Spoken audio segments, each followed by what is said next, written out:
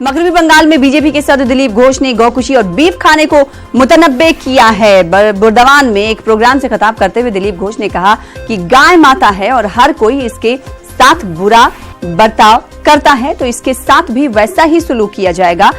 इन्होंने मजीद कहा कि हिंदुस्तान की मुकद्दस सरजमीन पर गौकुशी और बीफ खाना जुर्म है। दिलीप घोष ने मजीद कहा कि कुछ रोशन ख्याल लोग बीफ खुलेआम खाते हैं। घोष ने ऐसे लोगों को कुत्ते का गोश्त खाने का मशवरा भी दिया। शबाना एजाज हमारे साथ जुड़ रही हैं कोलकाता से। इस बयान के बाद कोलकाता में लोगों का क्या कुछ रद्द अमल है, शबाना बताइएगा। देखिए सना, जिस तरह से टीएमसी के हेवी वेट लीडर शोभन चट्टोपाध्याय वो बीजेपी में शामिल हुए थे और फिर पिछले दिनों भाई फोटा प्रोग्राम में वो टीएमसी में दोबारा से वो ममता बनर्जी के घर पहुंच जाते हैं और ममता बनर्जी से आशीर्वाद लेते हैं। तो एक तरह की सियासी हलचल जो है वो उसी वक्त से शुरू हो गई थी कि साबिक मेयर थे और वो तृणमूल के एक हेवी वेट लीडर थे, ममता के करीबी थे, वो बीजेपी के में को ज्वाइन करते हैं और दिल्ली जाकर ज्वाइन करते हैं और फिर वो दोबारा ममता बनर्जी से आशीर्वाद लेने आते हैं। तो इसके बाद सोचा ये जा रहा था कि इस तरह की जो सियासत है, इस तरह की लफ्जी जंग है वो देखने को मिलेगी और हुआ भी, क्योंकि उसके बाद जिस तरह से आप देखें कि बंगाल में जिस तरह से दुर्गा पूजा मुहर्रम को लेकर जो सियासी टसल शुरू हुआ वो अभी तक जारी है।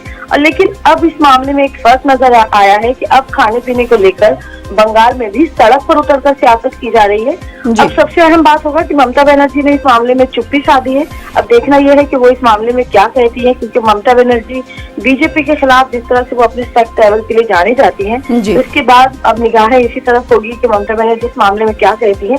लेकिन आमतौर पर जो लोगों की राय है, उन्होंने इस बयान की सियासी और समाजी तौर पर जो है वो मजम्मत की जा रही है, क्योंकि बंगाल एक ऐसी रियासत है जहां इस तरह के मामले को लेकर जो है वो सियासत नहीं की जाती।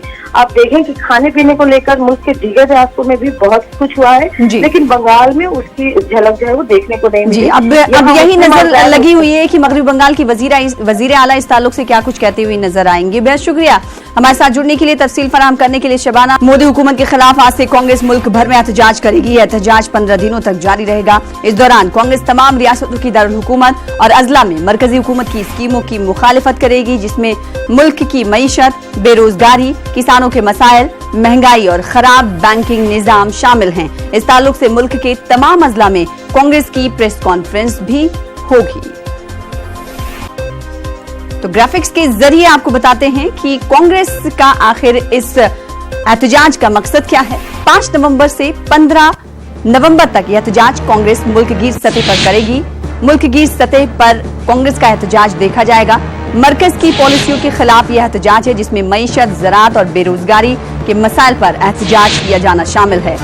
अजला जिले सतह पर भी एहतजाज मुनक्किद होगा और साथ ही साथ एहतजाज मुनक्किद करने के बाद कांग्रेस के लीडरान प्रेस कॉन्फ्रेंस भी करेंगे, जिसके बाद मरकज की पॉलिसियों पर निशाना साधा जाएगा। तो मरकज की पॉलिसियों के खिलाफ कांग्रेस मुल्क की सतह पर यह एहतजाज करने जा रही है।